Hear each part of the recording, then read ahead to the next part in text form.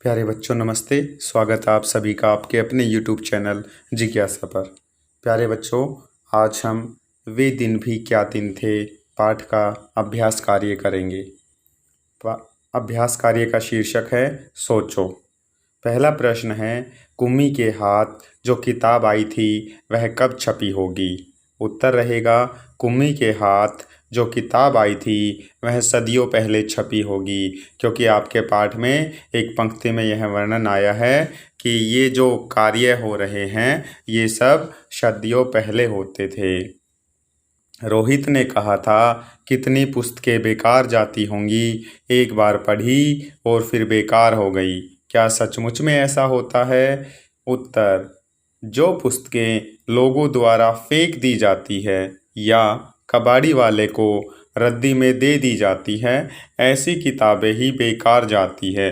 अन्यथा संभाल कर रखी हुई किताबों को तो कई पीढ़ियां पढ़ सकती है। जिन किताबों को हम रद्दी में बेच देते हैं या जिन किताबों को हम इधर उधर फेंक देते हैं वे ही किताबें बेकार जाती है। जिन किताबों को हम बहुत संभाल कर रखते हैं उन किताबों को तो हमारी कई पीढ़ियां पढ़ सकती है। प्रश्न 3 है, कागज के पन्नों की किताब और टेलीविज़न के पर्दे पर चलने वाली किताब, तुम इनमें से किसको पसंद करोगे, क्यों?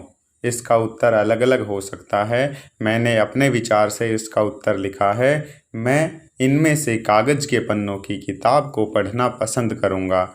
हो सकता है आप टेलीविज़न के पर्दे पर चलने वाली किताब को पसंद करते हो, लेकिन मेरा अपना व्यक्तिगत नज़रिया है कि मैं कागज़ के पन्नों से बनी हुई किताब को पढ़ना पसंद करूँगा, क्योंकि यह स्थायी होती है और हमारी आँखों के लिए लाभदायक है। इसके अतिरिक्त इसे पूर्ण स्वतंत्रता के साथ पढ़ा जा सकता है। पूर्ण स्वतंत्रता के साथ का मतलब है कि जिस भी पेज को हम पहले पढ़ना चाहे, किसी पेज को हम बहुत धीमी गति से पढ़ना चाहे, तो वो हमारी पूर्ण आज़ादी रहती है कि हम किताब को कहीं भी, कभी भी, कहीं से भी पढ़ सकते हैं।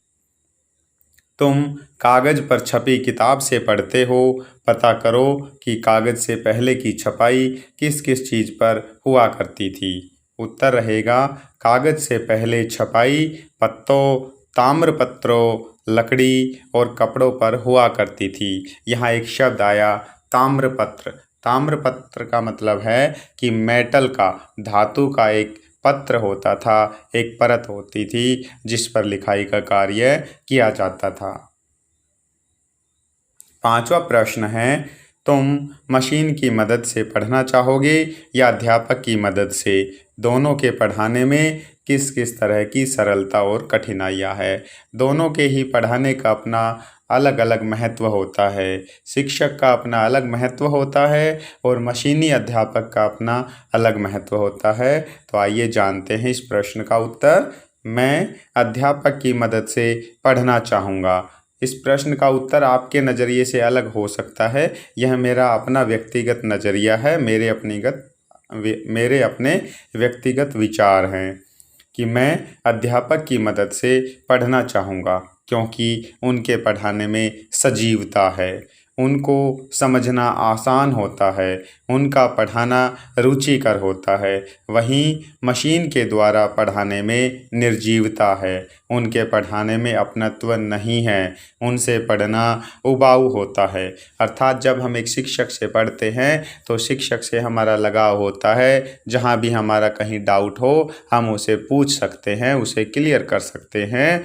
जो टीचर है वो हमारे ऊपर विशेष ध्यान देता है, हमारा ध्यान रखता है, अलग अलग गतिविधियों से हमें पढ़ाता है। जहाँ लगे कि गति धीमी करनी है वहाँ पर गति धीमी कर लेता है, जहाँ लगे उसे अपनी गति तेज करनी है वहाँ पर गति तेज कर सकता है। लेकिन ये सब मशीनी अध्यापक के साथ नहीं होता है। वह एक ही गति से पढ़ाया जाता है। आपको समझ आ रहा हो या नहीं आ रहा हो, आपके कोई डाउट हो या नहीं हो, आप चाहे उनको सुन रहे हो या ना सुन रहे हो, उन्हें कोई फ़र्क नहीं पड़ता है। इसलिए जो अध्यापक होता है उसका पढ़ाना रुचिकर होता है, रोमांचित होता है, अच्छा होता है, सजीव होता है। लेकिन एक मशीन से पढ़ना निर्जीव होता है, उबाऊ होता है, उसमें कोई रुचि नहीं होती है। शीर्षक है वे दिन भी क्या दिन थे। प्रश्न है, बीते दिनों की प्रशंसा में कही जाने वाली बात तुमने कभी किसी से सुनी है? अपने बीते हुए दिनों के बारे में सोचो और बताओ कि उनमें से किस समय के बारे में तुम वे दिन भी क्या दिन थे कहना चाहोगे। अक्सर आपने सुना होगा कि बहुत से लोग कहते रहते हैं, वे दिन भी क्या दिन थे, काश वो दिन लौट कर आ जाए। ऐसा ही आपके साथ भी हुआ होगा। आपको भी अपने जीवन के कुछ विशेष दिन बहुत अच्छे लगते हैं, जिनके बारे में आप कह सकते हैं वे दिन भी क्या दिन थे। तो इस प्रश्न का उत्तर लिखा है हाँ। जब मैं अपने बचपन के दिनों के बारे में सोचता हूँ तो लगता है कि वे दिन भी क्या दिन थे, क्योंकि उन दिनों हमारी सभी इच्छाएं इशारे मात्र से ही पूरी हो जाती थी। हम जिस भी वस्तु की तरफ इशारा करते थे, उंगली करते थे, वो वस्तु हमारी हो जाती थी। हमारे माता पिता उस वस्तु को खरीद कर हमें दे देते थे। सभी से ढेर सारा लाड प्यार मिलता था। परिवार में जितने भी सदस्य होते थे वो हमें बहुत ज़्यादा लाड प्यार करते थे, हमारी गलतियों को माफ़ कर देते थे, हमारी गलतियों के बदले दूसरों को डांट देते थे। जिम्मेदारियों से मुक्त पूर्ण स्वतंत्र जीवन था। हमारे ऊपर किसी तरह का कोई दबाव नहीं था। उन दिनों हम जो चाहते थे वो करते थे। जितने समय तक हम खेलना चाहते थे हम खेलते थे, आनंद करते थे, मज़े करते थे। हम पर किसी तरह का किसी व्यक्ति का दबाव नहीं होता था। इसलिए हमें लगता है कि जो हमारे बचपन के दिन थे वे दिन भी क्या दिन थे। शीर्षक है कल, आज और कल। प्रश्न है, 1967 में हिंदी में छपी इस कहानी में कल्पना की गई है कि सालों बाद स्कूल की जगह मशीनें ले लेंगी। तुम भी कल्पना करो कि बहुत सालों बाद ये चीज़ें कैसी होंगी। पेन पेन कैसे हो जाएंगे? सालों बाद पेन डिजिटल हो जाएंगे। उनकी इंक कभी भी ख़त्म नहीं होगी, उनमें कभी हमें रिफ़िल नहीं करना पड़ेगा। घड़ी, समय देखने के लिए घड़ी के स्थान पर मोबाइल का प्रयोग होने लगेगा। हम घड़ी का प्रयोग कम से कम करेंगे और जो घड़ी होगी वो हमारे मोबाइल से कनेक्ट होने वाली होगी। घड़ी से ही हम अपने मोबाइल को एक्टिवेट कर सकते हैं, चला सकते हैं, सभी फंक्शन को संचालित कर सकते हैं।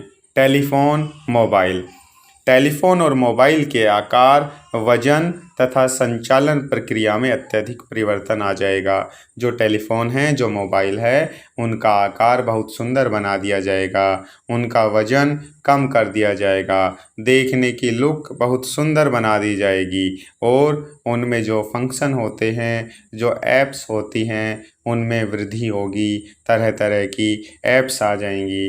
अभी हम फ़ोन को टच करके ऑपरेट करते हैं, आने वाले समय में फ़ोन हमारी आँखों से ऑपरेट होंगे। हम जिस भी ऐप को थोड़े से ज़्यादा समय के लिए देख लेंगे, वही ऐप हमारे लिए ओपन हो जाएगी, वही कार्य हमारे लिए आरंभ हो जाएगा। टेलीविज़न के स्थान पर mobile, laptop, LED screen, computer, projector एवं पर्दा आदि प्रयोग में प्रचलित होंगे। पुराने समय में जो टेलीविज़न होते थे वो ब्लैक एंड वाइट होते थे, काले रंग में उनके चित्र दिखाई देते थे। उसके बाद रंगीन चित्र वाले टेलीविज़न आए, लेकिन टेलीविज़न का आकार बहुत बड़ा होता था, उसमें बहुत ज़्यादा भार होता था, वजन होता था। लेकिन उनके स्थान पर आज एलईडी स्क्रीन, लैपटॉप, कंप्यूटर आदि आ गए हैं, प्रोजेक्टर आदि आ गए हैं, जो बहुत कम समय और बहुत कम स्थान को घेरते हैं और हमारी आँखों के लिए अच्छी क्वालिटी वाली पिक्चर्स दिखाते हैं, जिनसे हमारी आँखों पर कम से कम बुरा असर पड़े।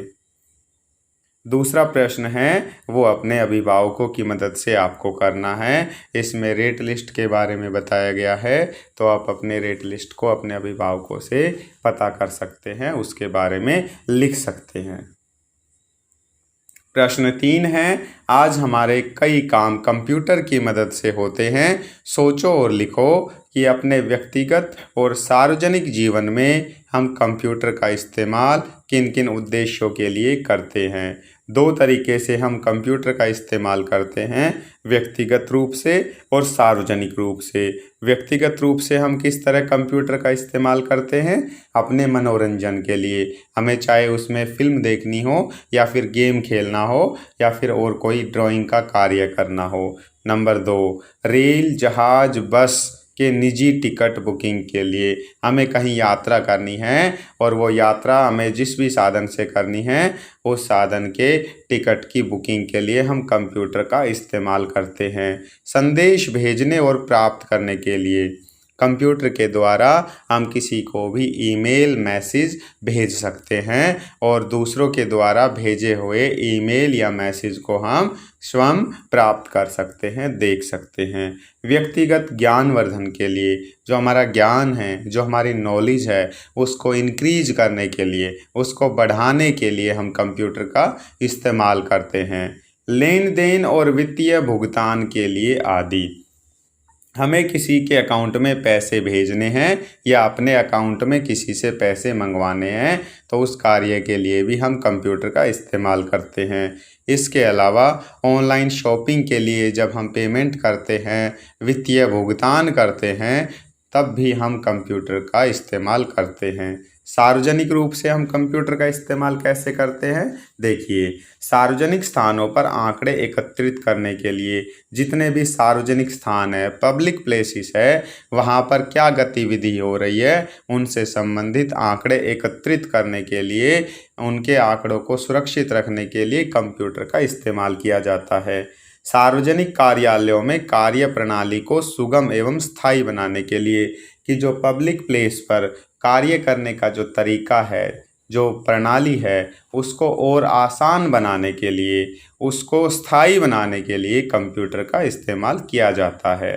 संस्थाओं में कंप्यूटर शिक्षा प्रदान करने के लिए, कि स्कूल है, कॉलेज है या फिर दूसरी संस्थाएं हैं, उनमें कंप्यूटर का ज्ञान प्रदान करने के लिए, कंप्यूटर की कोचिंग प्रदान करने के लिए, कंप्यूटर की नॉलेज देने के लिए कंप्यूटर का प्रयोग किया जाता है। सिनेमा घरों में फिल्म प्रदर्शन के लिए, जो आप मूवी देखने जाते हैं, जो आप फिल्म देखने जाते हैं, उन्हीं सिनेमा घरों में मूवी दिखाने के लिए कंप्यूटर का प्रयोग किया जाता है।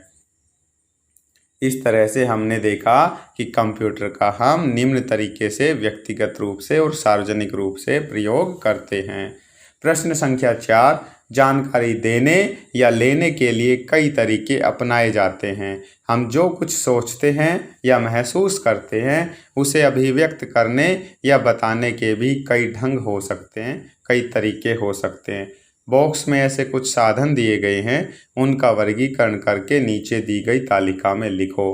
तो आप यहाँ पर देख पा रहे हैं, संदेश, अभिनय, रेडियो, नृत्य के हाव भाव, फोन, विज्ञापन, नोटिस, संकेत, भाषा, चित्र, मोबाइल, टीवी, मोबाइल संदेश, फैक्स, इंटरनेट, तार, इश्तेहार। ये कुछ उदाहरण हैं जिनसे हम मैसेज को भेजते हैं, मैसेज को सेंड करते हैं या संदेश भेजते हैं या अपनी कोई जानकारी किसी के सामने व्यक्त करते हैं। अब आपको बताना है कौन से उदाहरण से हम केवल जानकारी प्राप्त करते हैं और कौन से उदाहरण से हम भावनाओं को प्राप्त करते हैं। जानकारी प्रदान करने वाले साधन हैं संदेश, इश्तेहार, इश्तेहार होता है विज्ञापन। आपने सिनेमा घर के बाहर बहुत सारे विज्ञापन देखे होंगे। जब भी कोई चुनाव आता है तो बहुत सारे पोस्टर लगे होते हैं, वो सभी विज्ञापन हैं। आप यूट्यूब पर कोई वीडियो देखते हैं, कोई फिल्म देखते हैं तो उसमें बीच बीच में एडवर्टीजमेंट आता है, विज्ञापन आता है, तो ये सभी विज्ञापन हैं, इश्तेहार है जो हमें जानकारियाँ देते हैं। इंटरनेट, इंटरनेट भी जानकारी देने का एक माध्यम है। फैक्स, फैक्स से हम संदेश प्राप्त करते हैं, जानकारी प्राप्त करते हैं। रेडियो भी हमें जानकारी प्रदान करता है। टीवी, मोबाइल, ये सभी हमें जानकारियाँ प्रदान करते हैं। चित्र से हम जानकारी भी प्राप्त करते हैं और इसके अलावा चित्र से हम भावनाएं भी समझ सकते हैं कि यह चित्र किस भावना के आधार पर बनाया गया है। फ़ोन से हम जानकारी प्राप्त करते हैं और फ़ोन पर सामने वाले की आवाज़ को सुनकर हम उसकी भावना भी पता लगा सकते हैं कि वो उदास है या खुश है। नोटिस, विज्ञापन, तार, इन सब से हम जानकारियाँ प्राप्त करते हैं। भावनाएं, अभिनय होता है तो अभिनय में जो पात्र के चेहरे के हाव भाव होते हैं उनसे हम उनकी भावनाएं पता करते हैं, प्राप्त करते हैं।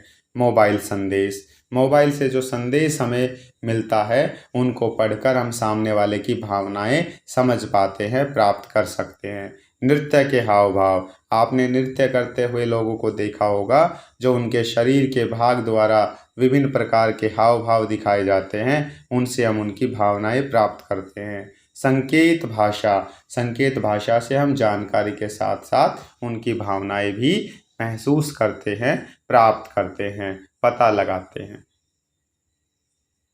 तुम्हारी डायरी, कि डायरी में तुम अपने स्कूल के बारे में क्या लिखना चाहोगी?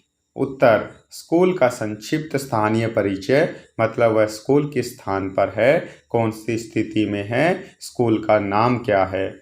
स्कूल का विस्तार, कि उस स्कूल में कौन सी कक्षा तक विस्तार है, वहाँ कितने कक्ष हैं, वहाँ पर स्टाफ की संख्या क्या है, कितने अध्यापक अध्यापिकाएं हैं। स्कूल की उपलब्धियाँ, कि स्कूल में उपलब्धियाँ क्या है, स्कूल ने क्या क्या उपलब्धियाँ हासिल की है, कौन कौन से इनाम पाए हैं, इस स्कूल से पढ़े हुए बच्चे कितने अधिकारी के पद पर गए हैं या किन्होंने कौन से गौरव हासिल किए हैं। ये सभी स्कूल की उपलब्धियां होती हैं। स्कूल की अन्य विशेषताएं, इसके अलावा स्कूल की बहुत सारी विशेषताएं होती है, जैसे स्कूल अनेकों क्षेत्रों में कार्य करता है, तो किन किन क्षेत्रों में विद्यालय ने कार्य किया है और उनमें क्या क्या उपलब्धियां हासिल की हैं, ये सब बातें हम अपनी डायरी में अपने स्कूल के बारे में लिख सकते हैं। तुम भी कल्पना करो, दोस्तों के साथ बात करके अंदाज़ा लगाओ कि 50 साल बाद इनमें क्या क्या बदलाव आएगा। फिल्मों में क्या क्या बदलाव आ जाएगा, कि फिल्मों की जो स्क्रीन गुणवत्ता है उसमें परिवर्तन होगा। हमारी आंखों के लिए वो ज़्यादा हानिकारक नहीं होगी, हम उनको ज़्यादा समय के लिए देखेंगे तो हमारी आंखों पर बुरा असर कम से कम पड़ेगा। नाच गाने को बढ़ावा दिया जाएगा, फिल्मों में जो डांस होते हैं, जो गाने आते हैं, उनका समय बढ़ा दिया जाएगा, उनमें नाच और गाने के जो दृश्य हैं वो ज़्यादा से ज़्यादा दिए जाएंगे। हिंसात्मक दृश्यों की अधिकता होगी, आजकल लोग फाइटिंग सीन को, हिंसात्मक दृश्य को ज़्यादा पसंद करते हैं, तो आने वाले समय में भी फिल्मों में हिंसात्मक सीन, हिंसात्मक नज़ारे अधिक देखने को मिलेंगे। नैतिक मूल्यों की अपेक्षा लोगों के मनोरंजन का विशेष ध्यान रखा जाएगा। आने वाले समय में जो फिल्में होंगी वो नैतिक मूल्य पर कम आधारित होगी और लोगों के मनोरंजन पर ज़्यादा आधारित होगी, अर्थात लोगों के मनोरंजन का विशेष ध्यान रखा जाएगा। गांव की हालत में, कि 50 साल बाद गांव की हालत में क्या सुधार होगा? गांव की हालत में सकारात्मक सुधार होगा। गांव में जो कच्चे रास्ते हैं वो पक्के हो जाएंगे। गांव में मूलभूत सुविधाएं उपलब्ध होगी। मूलभूत सुविधाओं से मतलब है कि उसमें शुद्ध पानी की व्यवस्था, हॉस्पिटल की व्यवस्था, शिक्षा की व्यवस्था और लोगों के रहने की व्यवस्था आदि। शिक्षा के स्तर में वृद्धि होगी, कि बच्चों की जो पढ़ाई की सुविधाएं हैं उसको बढ़ाई जाएगी, उसके स्तर में वृद्धि की जाएगी। तुम्हारी परिचित किसी नदी में, हर गांव में नदी का होना नामुमकिन नहीं है, कुछ गांवों में तालाब पाए जाते हैं, तो यहाँ पर जो उत्तर है वो नदी और तालाब दोनों को मिलाकर लिखा गया है, कि नदी तालाब में पानी का स्तर घट जाएगा, कि जो आने वाले समय में नदी और तालाब में जो पानी का स्तर है, जो जल का स्तर है, जो उनकी मात्रा है वो कम हो जाएगी। गंदगी में बढ़ोतरी होगी, क्योंकि जितनी ज़्यादा जनसंख्या बढ़ेगी उतना ही हमारे चारों तरफ गंदगी बढ़ेगी। व्यापारिक कार्यों को बढ़ावा मिलेगा, कि इन स्थानों पर, नदी और तालाबों के स्थानों पर व्यापारिक कार्यों को बढ़ावा मिलेगा, जिससे व्यापार किया जा सके, जिससे धन कमाया जा सके। जैसे वहाँ पर पिकनिक प्लेस बना दिया जाएगा, नौकायन किया जाएगा मतलब बोटिंग कराई जाएगी। इसके अलावा वहाँ पर झूले भी लगा दिए जाएंगे ताकि ज़्यादा से ज़्यादा लोग वहाँ घूमने आए और वहाँ उन सुविधाओं का आनंद लें, तो वहाँ पर व्यापार किया जा सके, धन कमाया जा सके। नदी किनारे फैक्ट्री की स्थापना हो सकती है। नदियों के किनारे क्योंकि जल आसानी से उपलब्ध हो जाता है और फैक्ट्रियों का जो बेकार बचा हुआ पदार्थ होता है, व्यर्थ पदार्थ होता है, उसको नदियों में बहा दिया जाता है। तो इस तरीके से नदियों के किनारे, तालाब के किनारे फैक्ट्रियों की स्थापना होने की संभावना रहेगी। स्कूल में आने वाले 50 साल बाद स्कूल में क्या बदलाव होगा? कंप्यूटर को बढ़ावा मिलेगा कि स्कूल की जो भी शिक्षा होगी वो कंप्यूटर पर आधारित होगी, कंप्यूटर के द्वारा दी जाएगी। मूलभूत सुविधाएं बढ़ेगी, बच्चों के बैठने के लिए बेंच, बच्चों के रूम में पंखे, एसी, इसके अलावा बच्चों को पीने के लिए शुद्ध जल की व्यवस्था की जाएगी। खेलों को महत्व मिलेगा, बच्चों के लिए तरह तरह के खेलों के साधन होंगे, बच्चों को तरह तरह के खेलों में बढ़ावा दिया जाएगा, उनको प्रतिभागी बनाया जाएगा। वैज्ञानिक तकनीकों का प्रयोग होगा, जो भी कार्य किए जाएंगे उसमें वैज्ञानिक तकनीकों को शामिल किया जाएगा, वैज्ञानिक तकनीकों के द्वारा वे कार्य किए जाएंगे। बच्चों को उनकी रुचि के अनुसार प्रोत्साहन मिलेगा, जिस भी कार्य में बच्चे को रुचि है उसे वही कार्य करने के लिए दिया जाएगा। था, है, होगा। असीमोव की कहानी 2155 यानी भविष्य में आने वाले समय के बारे में है। फिर भी कहानी में थे का इस्तेमाल हुआ है जो बीते समय के बारे में बताता है। ऐसा क्यों? उत्तर में कहानी थे का उत्तर है कहानी में थे का इस्तेमाल हुआ है क्योंकि कहानी हमेशा बीते हुए समय, बीती हुई घटना के आधार पर लिखी जाती है। इसमें भी 2155 से पहले के समय की घटनाओं का वर्णन किया गया है, इसलिए इस कहानी में थे शब्द का इस्तेमाल हुआ है। इसके अलावा जो प्रश्न हैं वो आप स्वयं करेंगे क्योंकि वो आप पर आधारित है, और इन प्रश्नों को जब आप करेंगे तो आपको कहीं ना कहीं काल की अनुभूति होगी, टेंस की अनुभूति होगी कि जो था मतलब बीता हुआ समय है जो हमारा चल रहा है वर्तमान समय है, होगा जो आने वाला कल मतलब कि भविष्य काल रहेगा। आज की क्लास में इतना ही। Thank you.